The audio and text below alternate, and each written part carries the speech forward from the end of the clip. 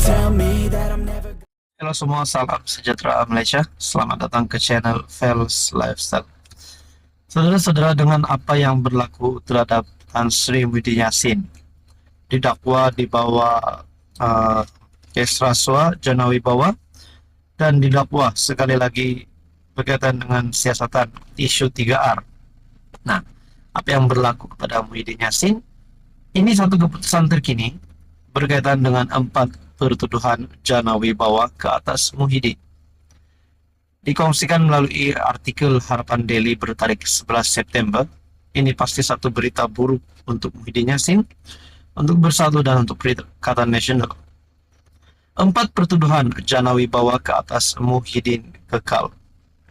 Nah, saudara-saudara, kalau benar di dalam perkara ini, di dalam kes ini Muhyiddin Yassin dapati bersalah, adakah beliau berisiko untuk hilang gelaran Tan Sri, hilang gelaran ataupun jawatan sebagai ahli parlimen, sebagai presiden Bersatu, sebagai pengerusi Perikatan Nasional. Karena ini menjadi satu contoh yang tidak baik untuk bagi seseorang pemimpin yang pernah menjadi Perdana Menteri. 4 pertuduhan salah guna kuasa berkaitan program Jana Wibawa ke atas mantan Perdana Menteri Tan Sri Muhyiddin Yassin dikekalkan oleh Mahkamah Rayuan. 4 pertuduhan ini membabitkan salah guna wang bernilai RM232,5 juta. Panel Mahkamah Rayuan telah menolak permohonan semakan keputusan awal dan telah mengembalikan semula pertuduhan jenayah. Ketika dibicarakan di peringkat Mahkamah Tinggi KL telah membatalkan 4 pertuduhan tersebut yang dianggap cacat dan tiada buktian lengkap pada 15 Ogos. Mahkamah Rayuan mengubah keputusan tersebut dan Muhyiddin memohon semakan kehakiman ke atas keputusan tersebut. Keputusan penolakan semakan kehakiman ini bermakna kes ini akan didengar semula di Mahkamah Session. 4 pertuduhan tersebut adalah seperti berikut. Di bawah Section 23 dalam kurungan 1 Akta SPRM 2009, Muhyiddin dituduh menggunakan kedudukan sebagai PM dan Presiden Bersatu untuk mendapatkan RM232,5 juta daripada 3 syarikat dan seorang individu di antara Mac 2020 dan Ogos 2021. 3 syarikat tersebut adalah Bukhari Equity, Nepturis 9 Berhad, dan Mamfor 9 Berhad. Manakala individu tersebut adalah Azman Yusof. 3 tuduhan lain berkait dengan Section 4 dalam kurungan 1 dalam kurungan B Akta Pencegahan Pengubahan Wang Haram, Pencegahan Pembiayaan Keganasan dan Hasil daripada Aktiviti Haram MAMLA TFPUAA 2001. Saudara-saudara, tuan-tuan, ini pasti satu kejutan buruk untuk Perikatan Nasional dan Bersatu. Dan seperti yang saya kata tadi, kalau Muhyiddin Yassin bersalah, adakah beliau berisiko untuk menjadi Najib kedua, yaitu bekas Perdana Menteri yang masuk penjara? Tuan-tuan, apa komen Anda? Halo semua, salam sejahtera Malaysia. Selamat datang ke channel Fels Lifestyle. Tuan-tuan dan puan, tiba-tiba saja ada satu gesaan kepada salah satu parti dalam komponen Pakatan Harapan, yaitu Parti Amanah, untuk keluar daripada kerajaan. Makna kata, gabungan Pakatan Harapan bersama dengan BAP PKR Amanah ini akan bubar sekiranya Amanah keluar daripada PH. Kerana seperti yang kita tahu, PH di dalam parti bersama gabungan PH itu adalah DAP, PKR, dan Amanah. Namun saudara-saudara, ada satu gesaan ataupun satu kenyataan yang bagi saya sebagai mengarahkan Amanah untuk keluar daripada kerajaan. Satu perkongsian daripada Malaysia Kini bertarik 11 September. Jika saya Presiden Amanah, saya bertimbang keluar kerajaan.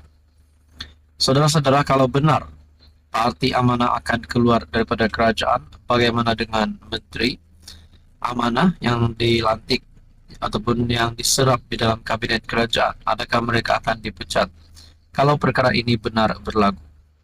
Dan adakah kerajaan perpaduan akan tumbang ataupun bubar adakah PH akan bubar sekiranya perkara ini berlaku? Pemimpin amanah Muhammad Hanifah Maidin dengan kesal dengan kerajaan perpaduan kerana keadilan masih sukar dicapai dalam kes Ong Eng Kiong, pemandu e-hailing pekak yang diserang oleh anggota polis.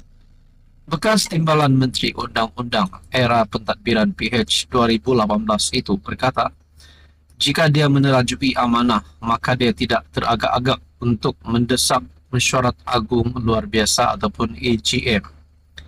Jika saya Presiden amanah yang saya tidak berminat dan tidak layak, saya akan mendesak AGM untuk mengundi sama ada untuk kekal atau keluar daripada kerajaan perpaduan selesai. Jika saya pegawai negara yang saya tidak berminat dan tidak layak, saya akan mendakwa pelaku jenayah yang didakwa tanpa takut atau pilih kasih, insya Allah, katanya kepada Malaysia Kini. Hanifah berkata, dia tidak berpuas hati dengan penjelasan juru cakap kerajaan Fahmi Fadzil mengenai soalan sekiranya kabinet telah membincangkan kes ini dan memorandum yang dihantar kepada pejabat Perdana Menteri. Pada pandangan saya, ini kes yang paling mudah. Terdapat seorang pesalah yang didakwa, terdapat seorang mangsa yang disahkan, terdapat undang-undang yang jelas, terdapat seorang Perdana Menteri yang telah mengisytiharkan kepada seluruh dunia, kerajaan baru akan mempertahankan dan menegakkan kedaulatan undang-undang. Terdapat seorang pegawai negara yang diamanahkan untuk membawa pesalah yang didakwa ke mahkamah. Hanifah yang mengulas tuntutan dalam memorandum yang dihantar ke PMO tersebut berkata tidak perlu PM untuk menubuhkan Suruhanjaya Siasatan.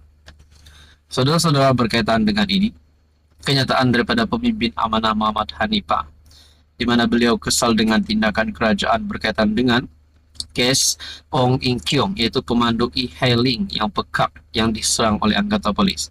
Persoalannya, saudara-saudara, adakah ini akan memberikan impak negatif kepada parti amanah ataupun kepada Muhammad Hanifah sendiri ataupun terhadap kerajaan perpaduan? Saudara yang dihormati, apa komen Anda? Halo semua, salam sejahtera Malaysia, tuan-tuan dan puan yang amat dihormati. Ini satu keputusan daripada IGP ataupun satu keputusan Ketua Polis Negara yang pasti mengejutkan kepimpinan politik Malaysia. Ini adalah berkaitan dengan serangan yang berlaku baru-baru ini yang melibatkan kerabat diraja. Dan ini menarik perhatian seluruh Malaysia, terutamanya kepimpinan politik dan netizen. Satu perkongsian daripada Malaysia Kini bertarikh 11 September yang menggemparkan. Kertas siasatan, kes serangan libatkan kerabat dihantar semula beberapa hari lagi. Polis sedang menyusun semula kertas siasatan berhubung kes serangan yang didakwa melibatkan seorang anggota kerabat diraja Pahang dan akan menyerahkannya semula dalam masa terdekat. Ketua Polis Negara Razarudin Hussain Dipetik bernama berkata, polis telah menyerahkan kertas siasatan kepada Jabatan Peguam Negara, tetapi ia dipulangkan semula kepada polis untuk siasatan lanjut. Kertas siasatan itu telah dipulangkan untuk siasatan lanjut. Kita juga telah mengambil tindakan dan mungkin dalam tempoh 3 hingga 4 hari siasatan selesai dan kita akan serahkan semula untuk tindakan selanjutnya, katanya pada sidang media di Ibu Pejabat Polis Kontingen Pahang di Kuantan. Malaysia Kini melaporkan pekerja pembinaan jalan sebelum ini, alias Awang 44 tahun, mendakwa telah ditikam dan ditembak oleh sekumpulan 20 orang, termasuk seorang anggota kerabat di Raja Pahang. Kejadian itu didakwa berlaku di sebuah kandang kuda di Kuantan pada 6 Jun.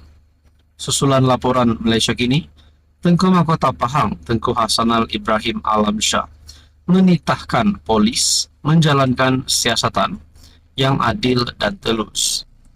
Tengku Hasanal menegaskan ahli kerabat diraja juga tidak terkecuali daripada undang-undang. Malaysia kini masih belum menerima maklum balas daripada kerabat diraja yang didakwa terlibat dalam kes ini walaupun telah cuba menghubunginya. Nah, saudara-saudara, ini membuktikan ketelusan Tengku Hasanal, di mana Baginda menegaskan ahli kerabat diraja juga tidak terkecuali daripada undang-undang.